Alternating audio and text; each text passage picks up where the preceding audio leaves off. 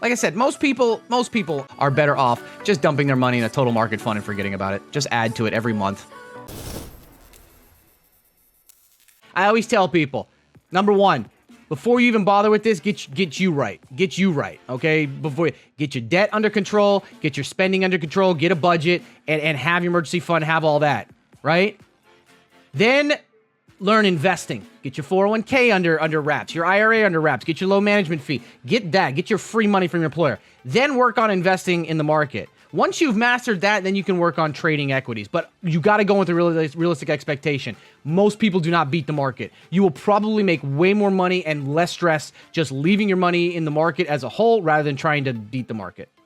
What's the best broker for the stock market? Well, it depends on what kind of trading you're doing. If you're brand new to it, you're going to want to look for something very simple and clean like Robinhood or Webull or something. If you understand it and you understand the layout, and you're just investing, even those are good. If you're looking for more complex trading, you might want to move into something a little bit more reliable, as it were. When you're starting out, okay, and you're looking at these things, there's a couple things to pay attention to, okay? When you are buying or selling in your brokerage, so you open your brokerage and you want stock, I don't know, pick a stock, any stock, TSG, right? And you go into TSG, and TSG is trading at $30.30. Okay? Now, there's a couple things that are happening. In order for a stock to have a price, somebody has to buy it and somebody has to sell it. Therefore, you have a ask and a bid. The bid price is what people are bidding to get it at. So there's obviously somebody wants to buy something cheaper. You always want to make a profit. So there's probably somebody buying it at trying to buy it at $30 even. And the ask is what they're trying to sell it at. So most likely at $30.60. So now, depending on the volume is going to tell you how many shares are being asked. So there might be 100 shares being asked and 50 shares being, or 50 asked and 100 bid or whatever. So that's where your volume comes in. The volume is the amount of shares being traded, right? So if the ask is $30.60 and the bid is $30, the average price is $30.30. Now, let's say you want to buy or sell. If you put a limit order, you are telling your brokerage, I want to buy it for whatever price you put here. I'm not buying it for more. And if you're selling, you're telling your brokerage, I will sell it for this price, but nothing less. So if you have a limit order at $30.15 to buy, and it's sitting at $30.30, you're not going to get filled, right? You're only going to get filled if it comes down. How does that happen? Market mover, or if the person trying to sell these shares is really desperate and they're not getting rid of it, they may lower it, or someone may come in and put in a market order to sell. That's the next one. A market order is you telling the brokerage, give it to me at whatever somebody's buying or selling. So at limit, if both of these guys have limits, neither the stock's not going to get sold because they've told their broker, I am not buying for anything over 30. I'm not selling for anything over under 30.60. A market order is, hey, broker, give it to me or sell it to me at whatever the best available price is. So if somebody comes in and says, hey, I want to buy this, but whatever it's being sold for, market order, they might get filled $30.30, but most likely if the only people selling, let's say it's a low volume stock, is at $30.60, he just bought for $30.60. And if this guy's still here, you're already down 1% if it's low volume. If it's a high volume stock, you've got people at $30.59, $30.58, etc., right? Low volume, high volume. That's why people like high volume stocks that have a lot of trades, because it keeps that ask bid a lot tighter. Generally speaking, this ask bid spread will be 1 cent at most. So a limit order is you telling your broker, I will not buy it for more or I will not sell it for less. A market order is just give it to me for whatever's available. I'm convinced this is going to drop. I got to get rid of it. I'm convinced it's going to moon. I got to buy it. I myself am a big fan of limit orders, especially in options. Many a time I've set a limit order and missed it by 5 cents and mooned, right? So you have to decide which one is more appropriate for you, because you don't want to get screwed over, especially in options trading. You'll see options trading that have $50 difference in an options, And if it's got low volume and you market order, you're already down 20% the second you buy and you never recover. So understand that that's where it is. It's all about volume here, okay? How much is being traded, how close that spread is, all right? So that's that. Now, as far as a stop loss is you telling your brokerage, hey, I have this and I'm not going to be watching it or my emotions are too involved. I need you to sell this to me if it hits a certain point. Okay? Now, a hard stop or a limit stop, same thing, a limit stop loss, is you're telling your brokerage, listen, I have TSG at 30.60. I'm going to go walk away and do something. But if for some reason it sells off and it hits 29.99, I want you to sell it. That's as low as I'll go as a loss. I'm limiting my loss to 29.99.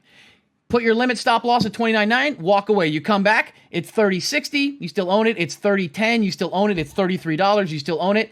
It might be $27. It fell off a cliff. And as long as your brokerage isn't shitty, it sold at $29.99. You only lost 61 cents a share.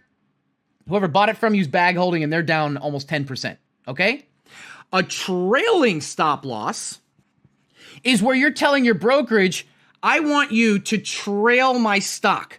Right? Because if I just put a limit stop loss at $29.99 and it's at $30.60 now, and I put a limit stop loss or a limit stop loss, and it gets to $40 during the day, right? Gets to $40 during the day, and while I'm away, then it drops all the way to $29.99. I missed out on all this profit.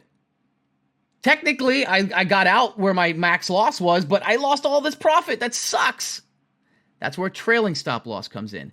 Now you're telling your broker, hey, either percentage from wherever the top is or a dollar amount. So 5% from wherever the top is or $1 from the top, sell it for me. So that way, this keeps riding up and your stop loss goes with it. So you don't miss out on all those profits. Let's say it gets to $40 and you have a 5% trailing stop loss. Well, if it hits 38, you walk away. So now you bought at 30.60, you just made 18%. And it can go all the way down to 29 or 27, doesn't matter. You sold it. I'm a former day trader. I still day trade sometimes, but most of what I do is long-term investing. So when you see me throwing money around or playing here, understand that it's small amounts of money compared to the investment amount.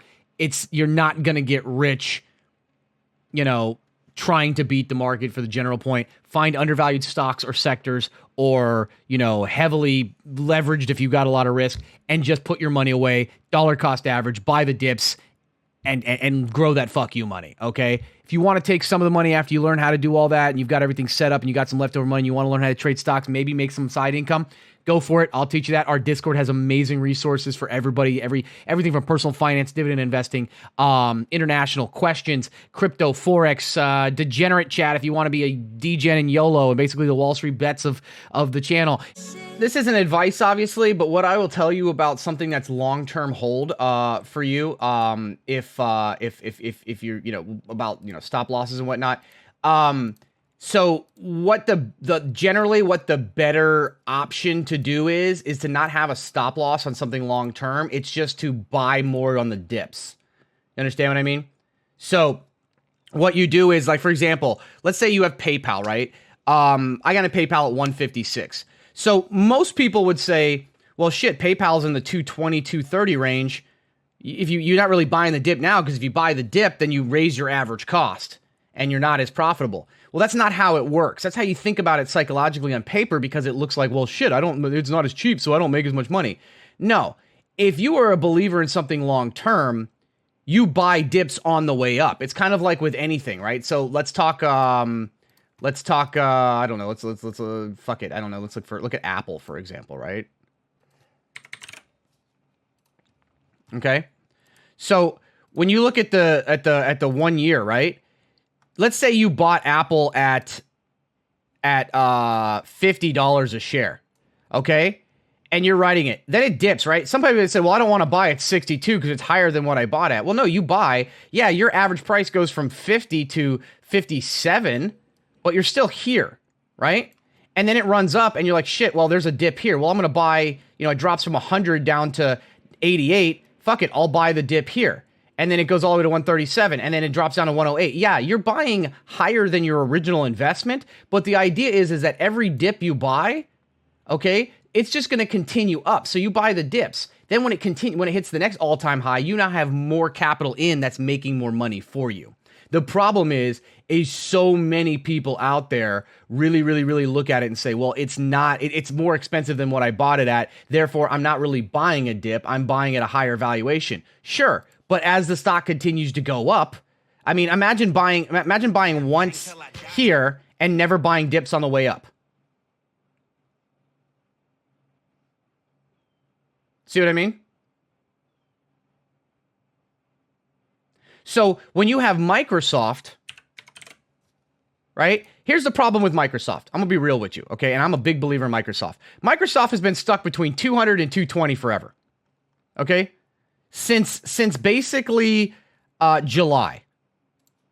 Okay, here's 200. Okay, here's 220. What do you see there? Right? You see a channel, and it just kind of channels in there. But if you look out, what is that direction on that channel looking like?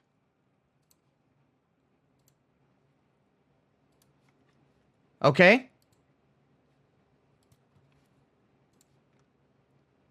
That's an upward momentum, okay? Yeah, sure, it's bouncing, but it's getting higher lows, right? Higher lows, okay?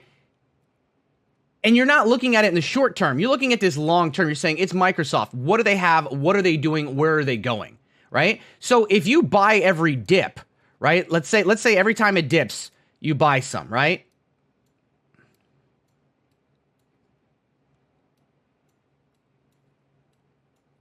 Okay? You're buying along that trajectory. If that trajectory continues, you just have more capital in, okay, at a cheaper price when it eventually moves up. So something like this, I wouldn't have a stop loss on, especially if you're a long-term investor. If you're trading it, sure. But for something that's long-term like this, I would have a stop loss for two reasons. One, imagine getting stopped out of TAN at 55. But in all seriousness, here's the other problem. Capital gains tax, okay? If you bought this on January 10th of last year and you just got stopped out, okay, and you have a gain, you're going to pay more taxes. Even if it dips another 5%, you buy again and go again, you will end up losing more money than if you would have just left it because you've went from short-term or long-term to short-term capital gains tax. Like I said, most people, and I know this is dumb for me to say, but most people are better off just dumping their money in a total market fund and forgetting about it. Just add to it every month.